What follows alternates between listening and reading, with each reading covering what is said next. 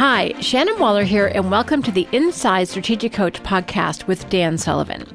Dan, recently we were talking about going against gravity, and you made a really interesting point about women entrepreneurs and two aspects where they're different from male entrepreneurs. So can you dive into those? Because I think this will make you a hero to some people that I know. Yeah, and I've coached entrepreneurs for 45 years, and over 45 years I've had direct clients who were women entrepreneurs. I'm not a woman entrepreneur, it's a roll of the dice. You either end up one thing or the other. So, I didn't end up as a woman entrepreneur, but I've really listened to them talk about their lives becoming an entrepreneur. It's a very much more dimensional reality that they have.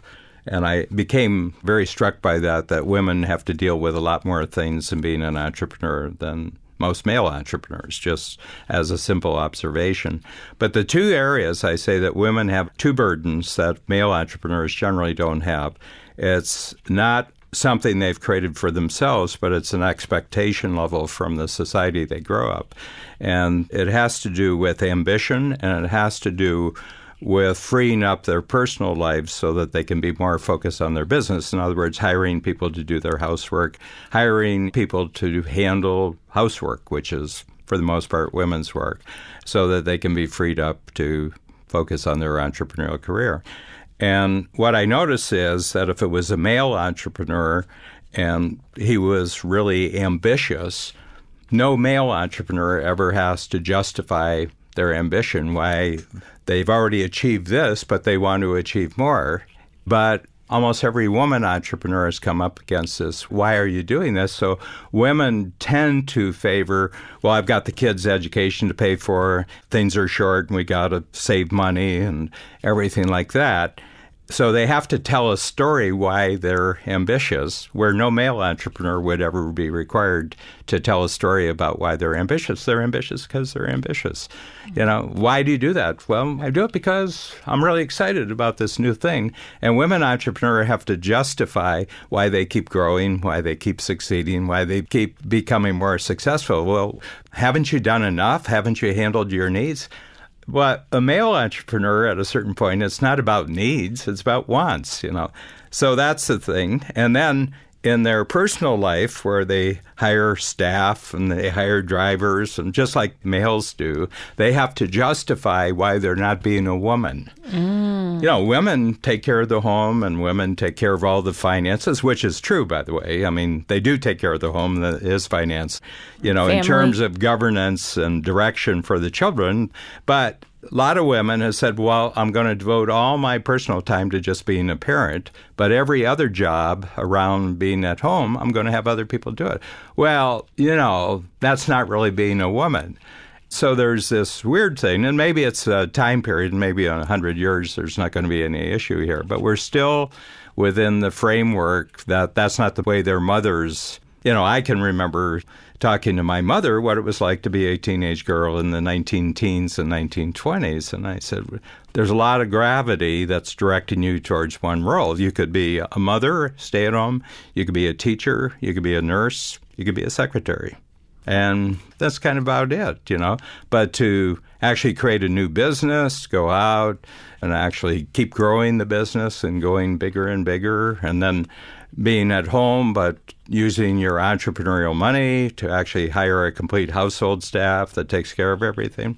The pressures, the downward pressures, you had to really be tough. You really had to be tough as an entrepreneur to pull that off as a woman. And no man would ever experience that.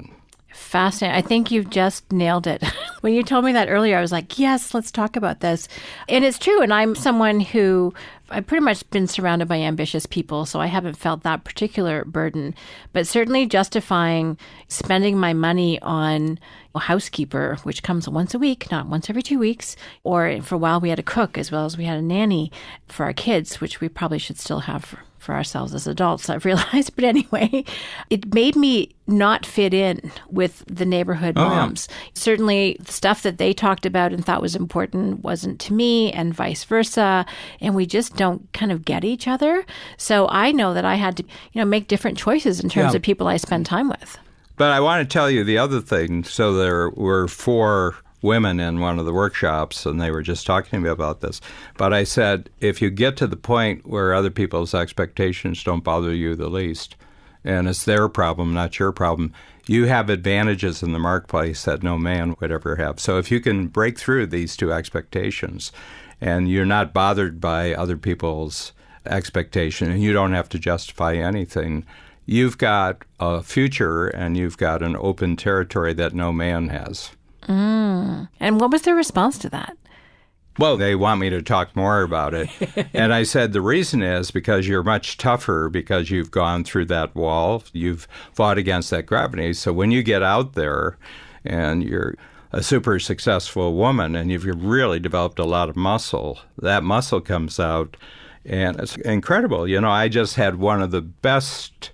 I was in a college class in New York City, who a friend of mine is a professor at the New School, and he had as his guest for a 2-hour interview class Kathy Ireland, who almost every adolescent boy knows who Kathleen Ireland is. And Kathleen Ireland, for 13 straight years, was the front cover model for Sports Illustrated swimsuit issue. Now she runs a $2.5 billion global company, and she's all over the world, and she's in her late 50s now.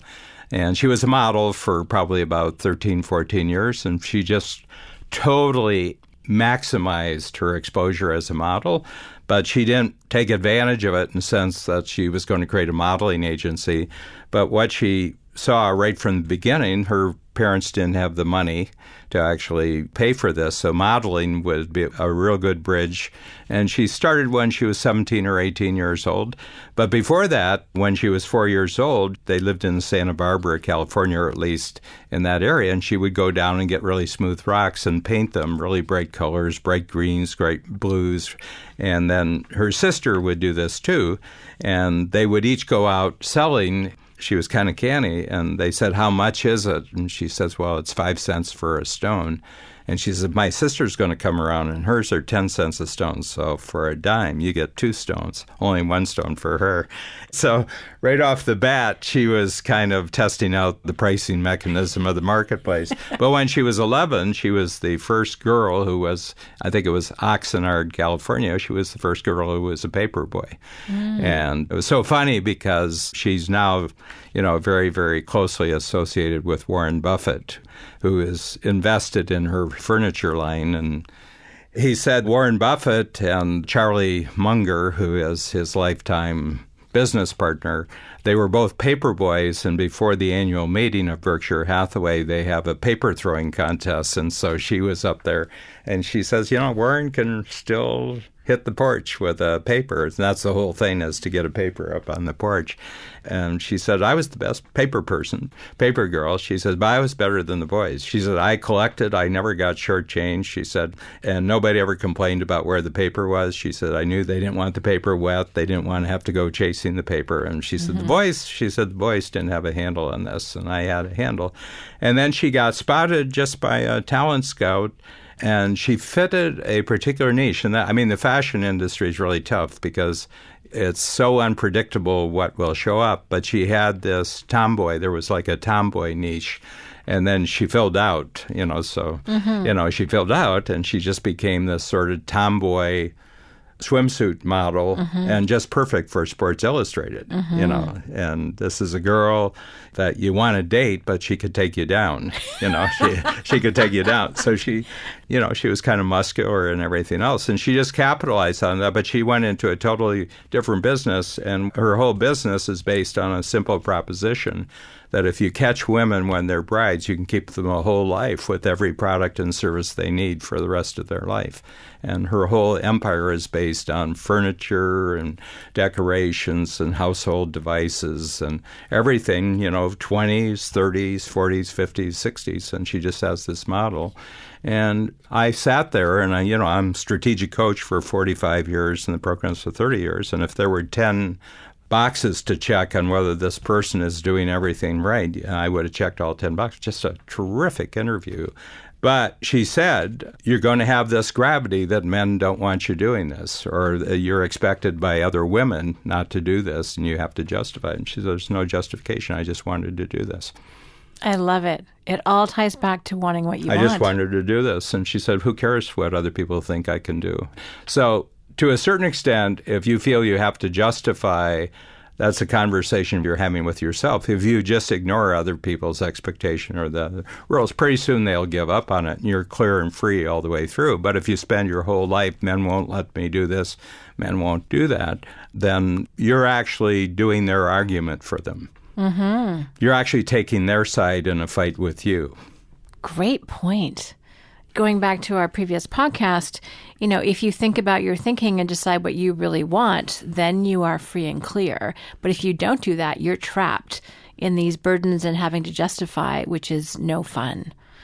So, Dan, thank you. We really don't make much of a distinction between men and women in the program. No, entrepreneurs are entrepreneurs. Exactly. But I have to tell you, I've just noted that women have to deal with this justification issue in a way that men don't have to. Well, I appreciate you identifying that. And I think a lot of men will appreciate what women are also dealing with in addition to all the regular challenges. Don't contribute to that conversation. Mm-hmm. Look at their unique ability, look at their goals, and look at the teamwork that's available. I mean, I'm surrounded, in my company, to the degree that it's my company, 80% women. It's always been 80% women. Senior leadership positions, most of the senior leadership positions in my company are all women. But the whole point is strictly unique ability and unique ability teamwork. Mm-hmm. And it's showing up, doing what you say you're going to do, finish what you start, and say please and thank you. I couldn't care what shape, color, pink with purple stripes, design, people are. There's unique ability there, and can you put it together to produce a multiplier result? But I've just noticed, I just like teamwork and I just like what it is.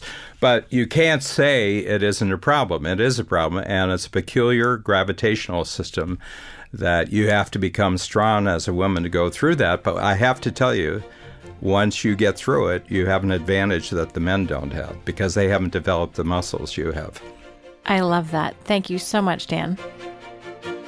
At Strategic Coach, we focus on growth in every area of your business and life, leading to freedom that entrepreneurs dream of.